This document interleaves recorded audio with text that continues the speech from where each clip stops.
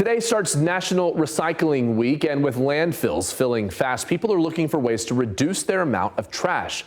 Our Haley Vaughn takes a look at the true recycling cycle.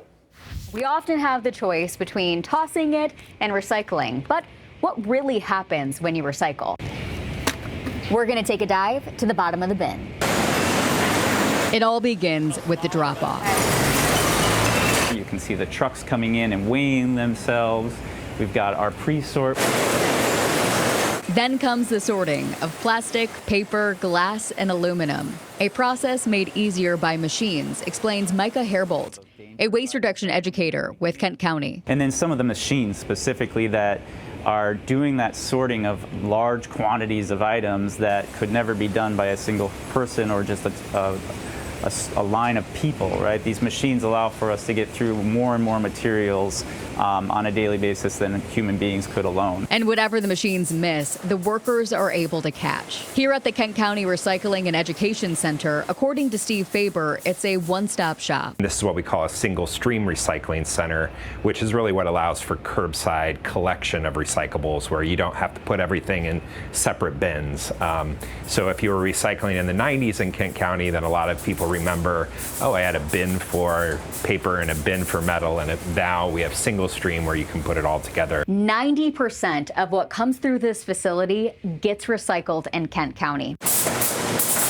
There are items that can be recycled and others that cannot. There's a lot of wish cycling going on out there. Somebody who hopes that if they put it in the magical bin, that it will get recycled. And as much as we'd like for that to be the truth, it's not. The Kent County Recycling and Education Center is a government-owned facility, and they have no goal of profit. We have a job to do, which is make sure there's a safe place for the waste in the county to go.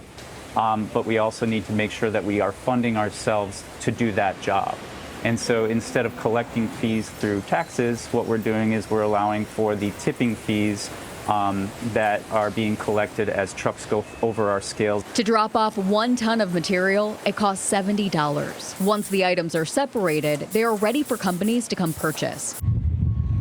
However, it is much cheaper for a business to send their trash to the landfill than it is to recycle. If that same ton of trash went to the landfill, the cost to actually process that is anywhere from $20 to $30 or less. So it really is a huge price differential, which is what makes it really challenging. Is right now in our society, the cheapest solution is that landfill solution. Part of Herbold's job is explaining how recycling works to students and the public with our interactive location. The goal, to repurpose and reimagine our discarded materials. When people think of trash, they think of trash as being something to go away, to get rid of, to try to get rid of and not ever come back again. And if we can think of it more as something that can have value rather than a need to get rid of, then that's the idea of reimagining what that material is and what that material could actually become in the future. Because we need to limit the amount of trash we are dumping each day. Michigan, unfortunately, is the state with the most trash buried per man, woman, and child in the entire nation. We have been landfilling at a rate that really is unprecedented, and I think it's really, really important that not just Kent County and West Michigan, but the whole state of Michigan starts to pay closer attention to that and starts to really account for those long-term costs of landfilling so that we can move resources really towards solutions. Coming up tomorrow on Fox 17 News, we're speaking with one local man who has made it his mission to reduce plastic in the Great Lakes region. Reporting in Kent County, Haley Vaughn, Fox 17 News.